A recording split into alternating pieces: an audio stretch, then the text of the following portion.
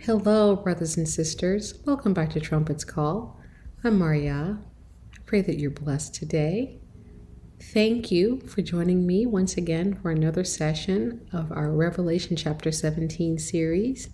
This is the 5th session of our series. I'm pretty sure we have one more, perhaps two, if the Most High provides further revelation to go in our series. And the last time we met, we spoke about the Roman Universal Church and the little horn and its rise to power under the popes. We talked about how the popes used the power of the military, of the 10 toes or the 10 horns, as its military arm, and how it went about conquering and to conquer. And we mentioned Charlemagne in the previous video and how he was pivotal in the hands of the popes to conquer and do the bidding of the universal church and to spread Catholicism throughout the whole of the known world by the edge of the sword.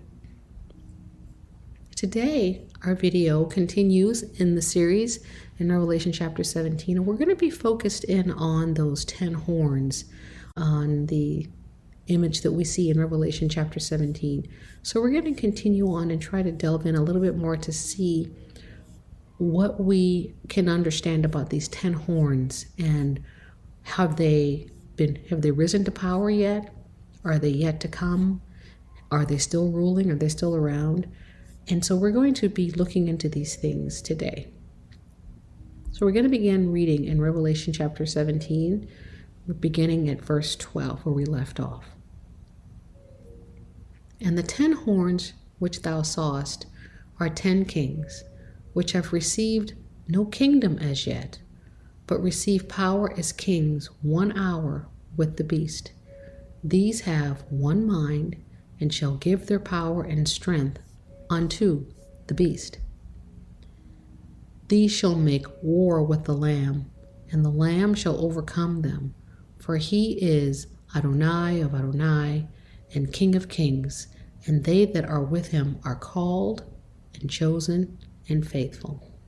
One thing to note here in this verse of scripture, that these 10 horns would be around when Messiah returns. So the 10 horns are around in the early days of the Roman Empire, and they're still around because they attempt to make war against the King of Kings when he returns. So they have longevity. They've been around a long time. And further, we read in Daniel chapter 7, talking about the same horns, the same 10 kings. After this, I saw in the night visions, and behold, a fourth beast, dreadful and terrible and strong exceedingly, and it had great iron teeth. It devoured and brake in pieces, and stamped the residue with the feet of it. And it was diverse from all the beasts that were before it, and it had 10 horns. And I considered the horns, and behold, there came up among them another little horn, before whom there were 3 of the first horns plucked up by the roots. And behold, in this horn were eyes like the eyes of man, and a mouth speaking great things.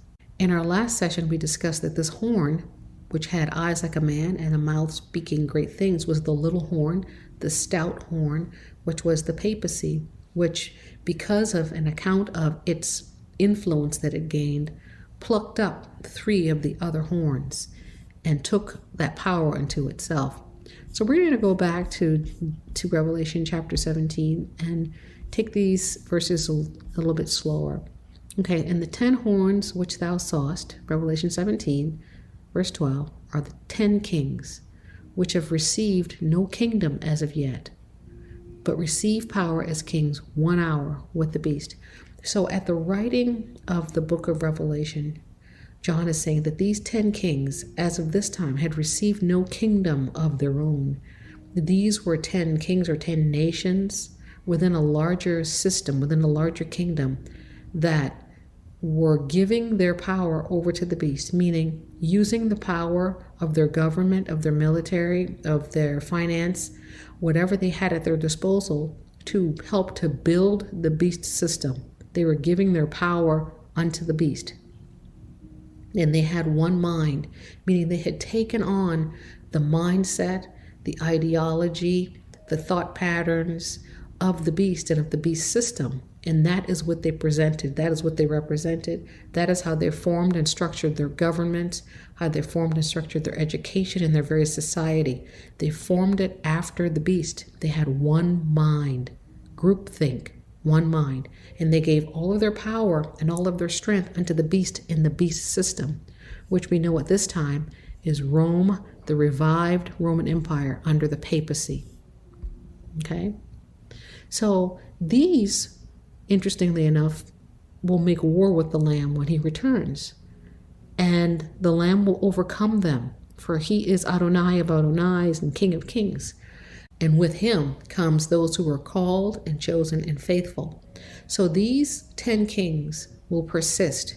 And even though we read in the book of Daniel, chapter 7, that 3 of the horns, 3 of the kings, had been plucked up and destroyed, they were either replaced or they were absorbed into the larger expression of these 10 kings, which is the United Nations. When you look at the United Nations, you see that the United Nations is organized into 10 regions that span the whole world, so that the reach of the beast and the beast system spans the entire world, the entire earth. So the 10 kings today is not necessarily representative of nations, which I believe that they are, to the degree that the 10 kings are still with us, off the exception of the 3 who were plucked up. But that the 10 kings' influence spans the whole world. With the whole world, these nations are giving their power over to the beast. Just look at the things that are happening in the world right now and how the nations, these sovereign nations, are allowing organizations from the World Health Organization or from the UN to make decisions about what happens in their country, about what medicines their citizens take, or whether or not their citizens are allowed to go and come freely in their homes. They're allowing one system to determine and decide what happens. They have given their power over to the beast, and they're of one mind. One mind. And this has been something that's been a long time in coming. It's been here, but now we see a fullness or a full manifestation of it as the beast asserts itself to take a more dominant and more, as the Most High explained it to me, a more overt, more open role. They had been ruling behind the scenes, but now they're desiring to step from behind the curtain and say, we've been ruling, this is who we are, we're ready to take charge and bring forth our new world order. So this is nothing new. Scripture says that there's nothing new under the sun. So let's read a little bit more about these 10 kings. So we have this article in this website called Church Ages. It's churchages.net. And the title of this article is Daniel Saw a Pagan Roman Beast with 10 Horns. And so we're going to read a little bit about some of the 10 horns. And here they are on the screen. You see them. They're the Huns, the Heruli, the Vandals, the Ostrogoths, the Anglo-Saxons, the Lombards, the Franks, the Burgundians, the Suevi, and the Visigoths, and who they became and the control that they gave unto the beast. So we're going to just read some of the excerpts here, not the whole article, but we'll start here. 10 barbarian tribes helped destroy the Roman Empire, the pagan Roman Empire, the one before the little horn came forth, and established the Roman Universal Church on the ruins of the empire. The powerful European Union today finds that its unity is being threatened by a flow of refugees and migrants. The powerful Western Roman Empire was also threatened by barbarian refugees, migrants, and invasions. Barbarians began to migrate into the Western Roman Empire as it was very prosperous. Immigration and invasions finally led to the downfall of the Roman Empire. On the following map, the Western Roman Empire is shown in green. The Eastern Roman Empire is shown in yellow. The Huns came from far away in Asia. Revolts in China caused people to flee, and they pushed against the Huns, who then pushed against other barbarians into the Western Roman Empire. And you see that represented on the map there. And we read in Daniel chapter 7, verse 7, "And after this I saw in the night visions, and behold, a fourth beast, dreadful and terrible, and exceedingly strong, or strong exceedingly. And it had great iron teeth. It devoured and brake in pieces, and stamped the residue with the feet of it. And it was diverse from all the beasts that were before it, and it had 10 horns. Daniel saw a corrupted pagan Roman Empire as a horrible, awful monster. 10 horns representing 10 barbarian tribes were seen on its head. The little horn will become the power of Vatican City. And this is Daniel chapter 7, verse 8. "I considered the horns, and behold, there came up among them another little horn, before whom there were 3 of the first horns plucked up by the roots. And behold, in this horn were the eyes like the eyes of a man, and behold, a mouth speaking great things." This beast represented the Roman Empire that had grown powerful but perverted. Emperors ruled as dictators. Emperor Tiberius was a sadistic child molester. Emperor Caligula was insanely drunk on power and thought he was God. Emperor Nero massacred Christians to blame them for his own actions of burning Rome. This Roman monster was so corrupt that it looked like no natural animal. 10 horns appeared on its head. 3 horns, or barbarian tribes, were eliminated to make room for a little horn, which represented the rise of the universal church until the Pope ruled from the Vatican, which is the smallest city-state on earth. A horn represents the power of an animal. 10 barbarian tribes would assist in breaking up the pagan Roman Empire, and then would help, sometimes inadvertently, to establish the rising power of the Pope over Italy, and then Europe, and then overseas. The little horn, or power, represents the Vatican City-State, which is less than 1 square kilometer in area. It has about 800 citizens, of whom half live elsewhere.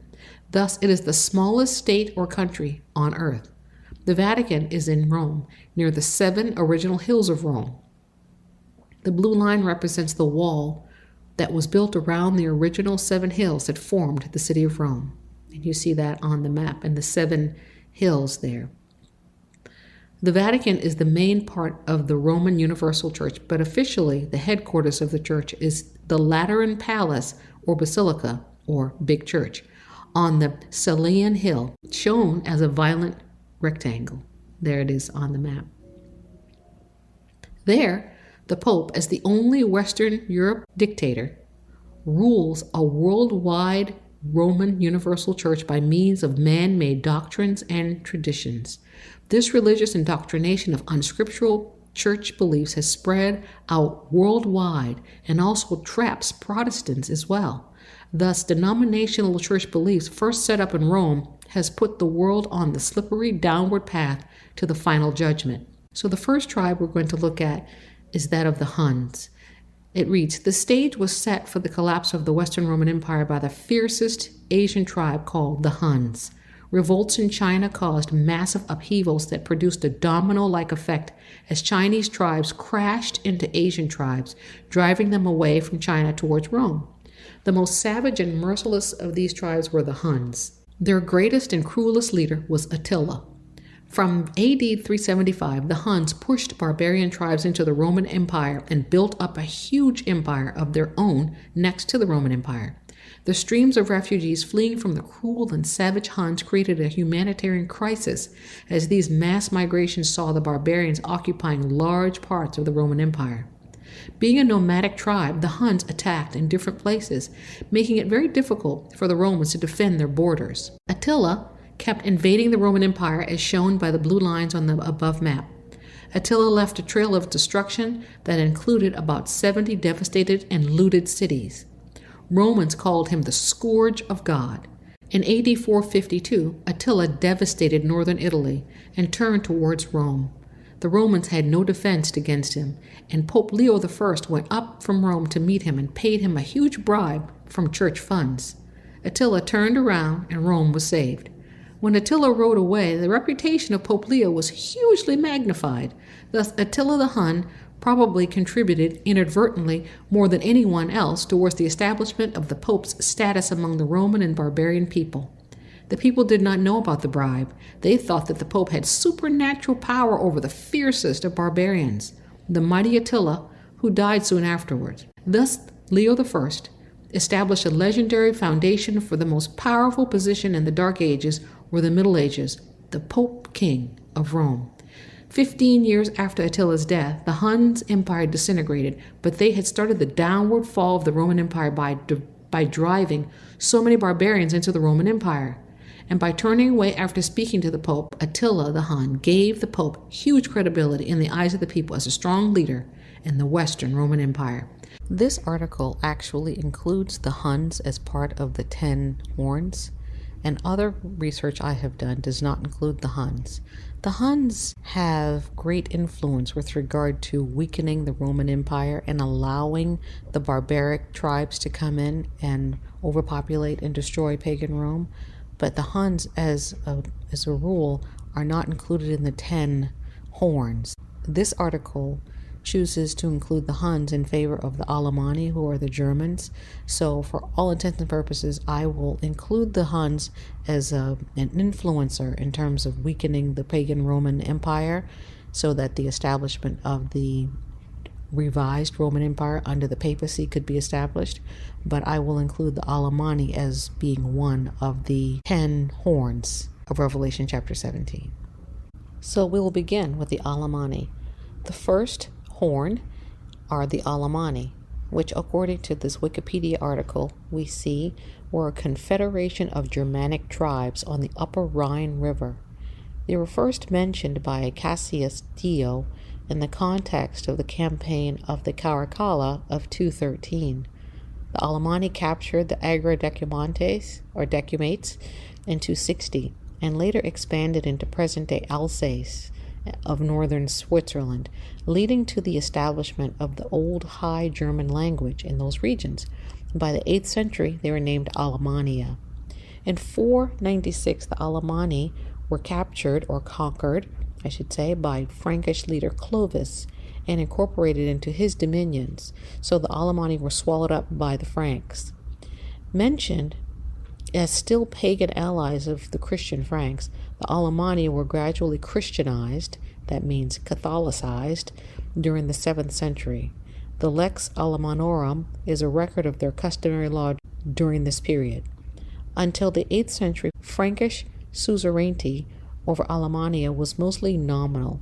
After an uprising of Theobald, Duke of Alemannia, though, Carloman executed the Alemannic nobility and installed Frankish dukes.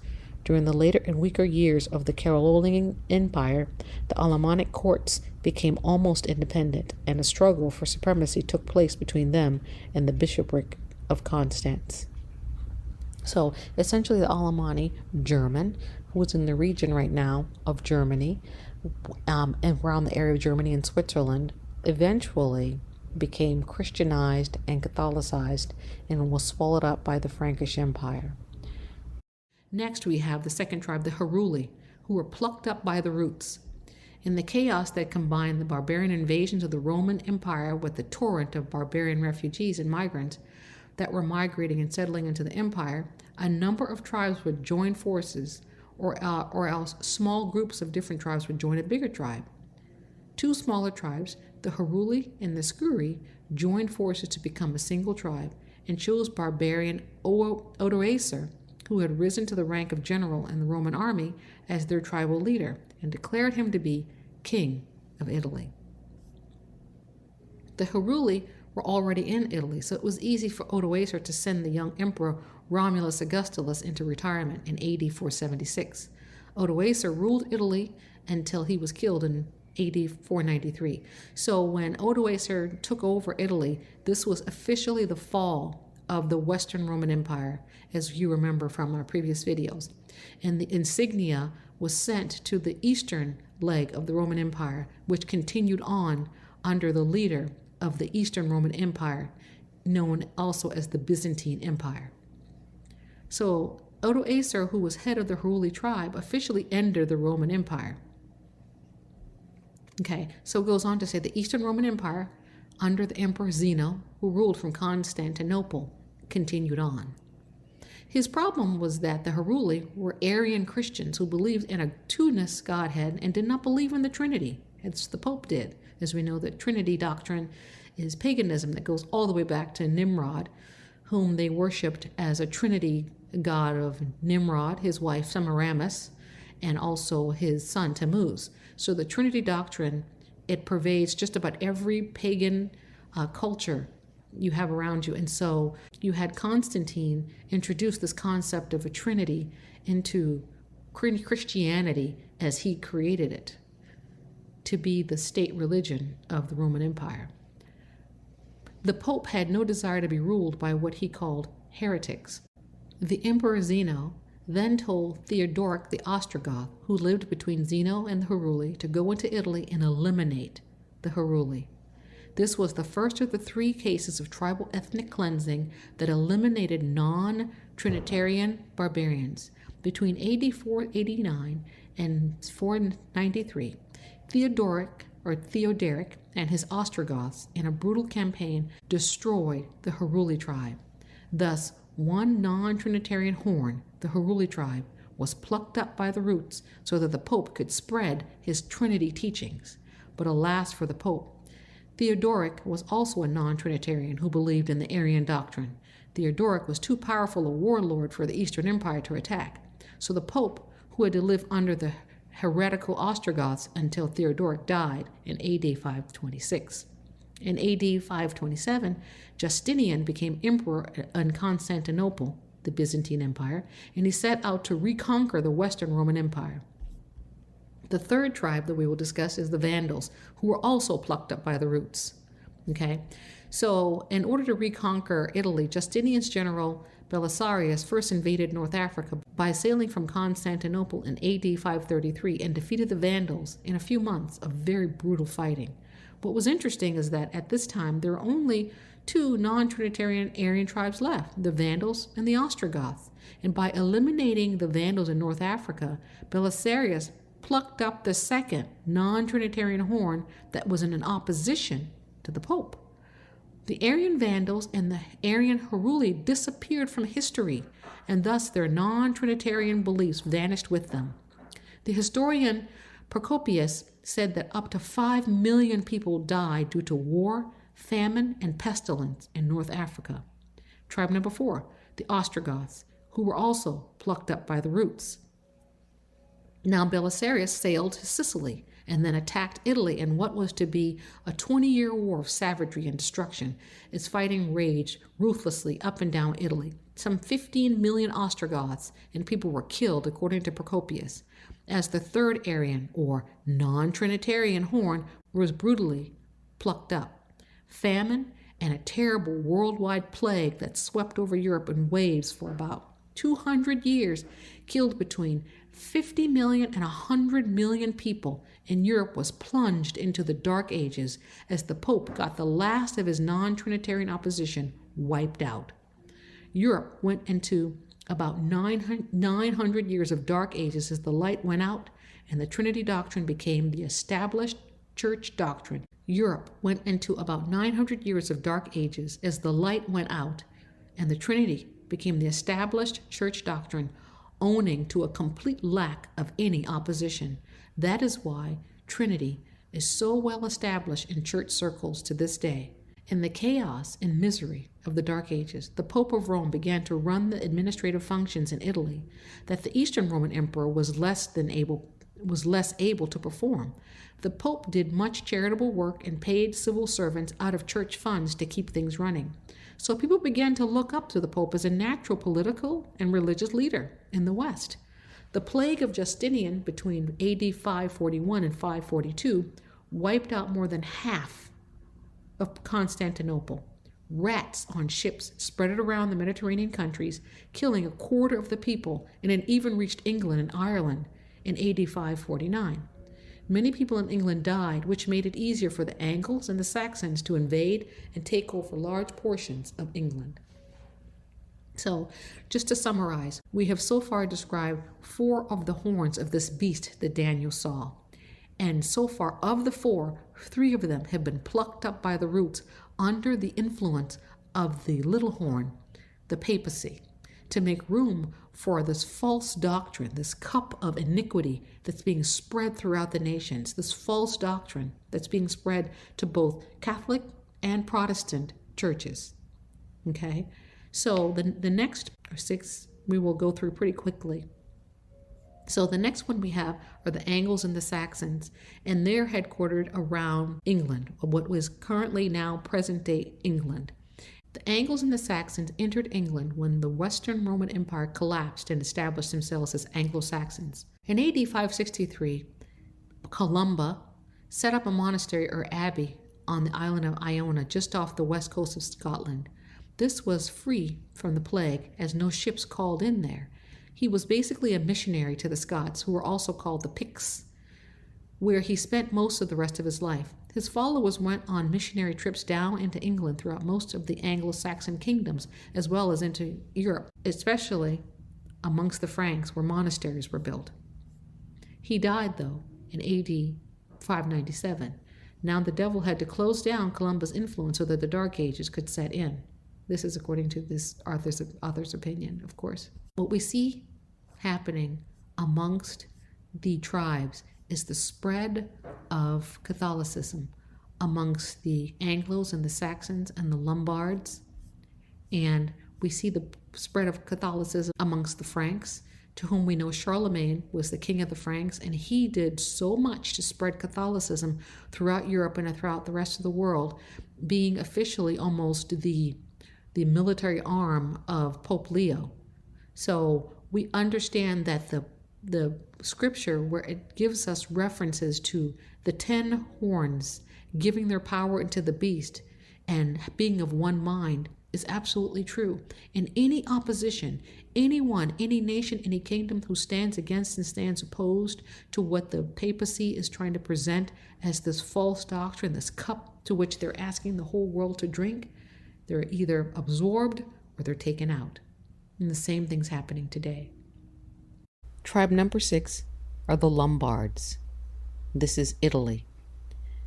When the Constantinople army under brilliant General Narses destroyed the Arian Ostrogoths by 554 AD, the Lombards waited until Narses left Italy aged 86 years old. Then in AD 568, the Lombards invaded northern and central Italy as the Roman Empire was crumbling in Italy, and they took over most of the territory that the Ostrogoths had ruled. Rome and a small area around the city still belonged to the empire in Constantinople. The Pope in Rome remained in submission to the emperor in Constantinople, who became less and less help to the Pope. More and more, the Pope had to make his own decisions and pay for Roman expenses out of church funds. In AD 752, the Lombards made the mistake of threatening to take over the little bit of territory shown in red that was left to Rome. The Eastern Emperor in Constantinople refused to help, even though he was in charge of this territory around Rome. Thus, the key role that the Lombards played in the rise of Roman Universal Church was to break the Pope's dependence on the emperor in Constantinople and force the Pope to begin political involvement with the barbarian tribes. The most powerful barbarian tribe was the Franks. In AD 751, the Roman Universal Archbishop of Mainz, Boniface, created history by anointing a barbarian Pepin as king of the Franks. Pope, cardinal, and archbishop are all unscriptural titles. Then Pope Stephen II left Rome and went to Paris to ask Pepin for help against the Lombards. Pope Stephen took a fraudulent document with him that would have big repercussions. It was called the Donation of Constantine, which claimed that Constantine had given all the land in the West to the Pope. In this document, the Pope claimed to be the representative of Peter, and that Peter was the chief apostle who stood in the place of Christ. Once again, the logic of doing the Pope a favor meant you were doing Peter a favor, and it was Peter who had the keys to open the door to heaven. Giving land and protection to the Pope would ensure that Peter would let Pepin into heaven. Christ is the door to heaven, but the Pope claimed that Peter stood in the place of Christ because Peter had the key to the door, and thus it was Peter who decided whether to open the door or not. Salvation thus depends on Peter rather than Christ. In AD 754, Pope Stephen crowned Pepin as the king of the Franks on condition that the Franks would protect him from the Lombards. In AD 756, Pepin forced the Lombards out of the territory near Rome and gave a big chunk of territory to the Pope. This extra donation of Pepin is shown in red on the map above. Because Pepin gave him the territory, the Pope now claimed to be in charge of the territory, which completed his break with the emperor in Constantinople. Apparently now he no longer needed his influence, he no longer needed his power. Now he's ready to take control.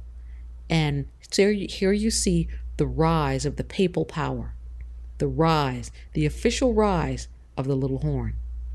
Continuing. The Pope was now an independent church making political alliances with the barbarians. Religion and politics were combining, and they were to form a toxic brew. So now the Pope had the authority to crown barbarian kings. This gave him great prestige among the barbarians. The Franks now became the protectors of the Pope, making him very powerful. And as I said earlier, they are essentially the military arm of the papacy. And now, today, you have every nation being the military arm. In particular, there's one in particular, the USA, and then secondarily, you have NATO, of which the USA is a part. Okay, so we're going to be moving on to their next tribe. Tribe number 6, the Franks. The Franks give military strength to the popes. The Franks were the strongest of the barbarian tribes. They were the first tribe to use military power and strength to defeat the Pope's enemy, the Lombards, and then give some of the Lombards' land to the Pope as a new kingdom, the Papal States. About 200 years after being given this kingdom, the Pope began to think that he was entitled to be given a crown too, just like other kings. The white horse of religious deception with its Antichrist rider moved down through church history. A bow with no mention of an arrow is a bluffer or a deceiver. And it reads in Revelation 6:2, "And I saw and behold a white horse, and he that sat on him had a bow, and a crown was given unto him, and he went forth conquering and to conquer." Okay, so that was the influence of the Franks. We have discussed Charlemagne in detail, so I'm going to just briefly go over these last two so that we can speed ahead. The 8th tribe that we're going to discuss are the Burgundians, and they initiated control over monasteries. The Burgundians built many monasteries, but insisted that they all be under the centralized control of the Pope. The Burgundians migrated into the Western Roman Empire and then got badly beaten up by the Huns. They went further west and settled in the area that is now known as Burgundy in France. And so the 9th tribe is the Suevi, who became the Portuguese. Having established the power of the Roman Universal Church in Western Europe, it was then time to spread the power of the Church around the world. The Suevi became the modern-day Portuguese. Two of the original barbarian tribes, the Suevi and the Visigoths, did a long migration across the length of Western Europe and settled on the Atlantic coast of Spain and Portugal. They slowly developed from the migrant barbarians into modern-day European states. And it cannot and must not be lost upon us that the origin of the slave trade came out of Spain and Portugal. And the 10th tribe, we have the Visigoths that became the Spaniards. The Visigoths eventually became the Spanish. They had done a long migration to reach the end of Western Europe. The Spanish then set out across the Atlantic Ocean and conquered much of the Americas, as well as the Philippine Islands in the east. Huge amounts of gold and silver flowed back to Spain from the Americas. As the Spanish conquered to find more wealth, so Catholic missionaries followed the soldiers and converted the indigenous people to Roman Catholicism. The huge Spanish Empire produced a large number of Catholic converts on a worldwide scale. The gold and silver from the Americas that went back to the Pope helped to replace his financial losses when Northern Europe accepted Martin Luther's Reformation and pulled away from the Universal Church. So these are the 10 horns of the beast, according to Revelation chapter 17 and Daniel chapter 7. The Visigoths, which is Spain, the Anglo-Saxons, which is England, and the entire United Kingdom for that matter, the Franks, which is France, the Alemanni, which is Germany, the Burgundians, which is Switzerland, the Lombards, Italy, the Suevi, Portugal, the Heruli, which includes Italy, Switzerland, which was rooted up. The region still exists though. The Ostrogoths, which included the Austria, Serbia, and Bosnia, they were rooted up, but the region still exists. And then you have the Vandals, which included North Africa, rooted up, but the region still exists. And so for all intents and purposes, all of these nations are represented still, though the original people who inhabited those areas are rooted up, the people in that region are giving their power unto the beast, as is the whole world giving their power unto the beast. When you look at these nations also have something in common. If you think about colonialism, if you think about the nations that went into other places and spread Christianity, that went into other places in the world and spread the colonial doctrine that were responsible for purchasing and being a part of the slave trade, you see these nations highly, highly represented. These nations received their power from the beast 1 hour. They received their power as they, one day at a time, 1 year at a time, 1 decade at a time, gave their power over and allowed themselves to be used to spread the doctrine, the false doctrine of the Trinity doctrine and other pagan measures within Christianity and other pagan religions. Particularly, Christianity, I would say, is the preferred religion of the beast system because it is a hybridized religion involving many different aspects of other pagan religions, as we discussed in another video. So these nations, Belgium, France, Germany, Greece, Italy, Luxembourg, the Netherlands, Portugal, Spain, and the United Kingdom, many of them are responsible for going into Africa and carving it up and taking their own piece of the pie, so to speak. These were responsible for going into places in South America and Central America and in the Americas and raping and pillaging and taking and stealing and taking over the land and choosing it and claiming it for themselves under the doctrine of discovery, which says, the doctrine of discovery says, it's an edict that was brought forth by the Pope. And it says that if you go into a land and the people living there aren't Christians, you have the right to take their land and subjugate them and do whatever you want to do to them, essentially. These took that doctrine all over the world and took the land, took the world, and carved it up for their purposes. And there's one other thing that bears noting about these nations. Many of them, as I've been doing some just initial research, and this is just initial research, mind you, many of them in their original form have ties back to Edomite clans coming out of Germany. Many of the barbarian clans that were responsible for helping to build the beast system, helping to give power into the little horn and the papal system, were Edomite in nature. And that makes a lot of sense because we know that Rome, such as it is Edomite kingdom. The scripture indicates that Esau has mixed his seed with the nations.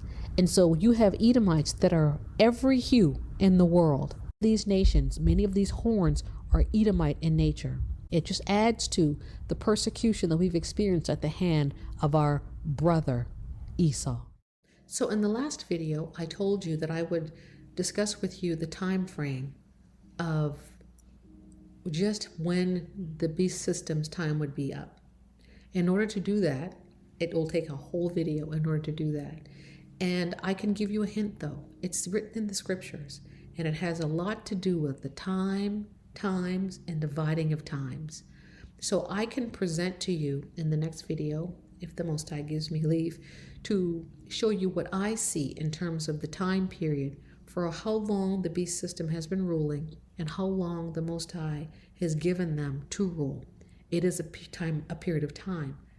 Just as our brother Daniel read in the writings of Jeremiah that the Most High had ordained 70 years for the captivity, the Most High has ordained a specific period of time for our captivity as well. He has not left us without answers. He has not left us just languishing. And so for years, we grew up in Christianity believing, oh, Messiah can return at any time. That was never true. It was never true. There was never a day that he could have returned at any time because certain things had to happen. The first of them being the time period that the Most High had set for his people to be properly humbled and under the control of the Gentile nations had to come to its full completion. And that hadn't happened yet. And so we're entering a time and now are in a time when that can happen. So truly our Messiah is soon to come at the very doors. And I hate to put you off again with regard to the time, but I have to do it right. And I have to wait for the Most High to give me leave and to give me permission to share in a way that will bring clarity and not confusion. So I believe that our time is drawing near, brothers and sisters. And this beast system that's been pervasive for such a long time, that's been invading nations and territories and taking over and devouring with its teeth, will be destroyed and burned with fire. And we rejoice in the Most High's judgment of the nations. We rejoice in his justice and his righteousness.